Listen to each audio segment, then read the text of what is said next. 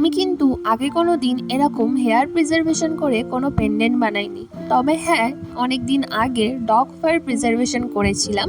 তবে hair preservation আমি কোনোদিনই করিনি, এই প্রথম আমি হেয়ার প্রিজারভেশন করছি। আর এটা কিন্তু অর্ডার করেছিল একজন বোন, আর সে কিন্তু সমস্ত কিছুই আমাকে আমার বাড়িতে এসে দিয়ে গিয়েছিল। শুধু হেয়ার না, তার সাথে আরো অনেক কিছুই দিয়ে গিয়েছিল আর বলেছিল সেগুলো দিয়ে পেন্ডেন্ট, ব্রেসলেট, ঝুমকা, ফিঙ্গারিং এই সমস্ত কিছু কাস্টমাইজ করে দিতে হবে। আর হেয়ারটা কিন্তু এরকম ভাবে পেন্ডেন্টের মধ্যে প্রিজার্ভ করে দিতে বলেছিল, কারণ সে আমাকে কিন্তু সমস্ত কিছুই তার মনের মতন করে বলে দিয়েছিল যে এরকম ভাবেই করতে হবে, আর তার সাথে রেফারেন্স ফটো শেয়ার করেছিল।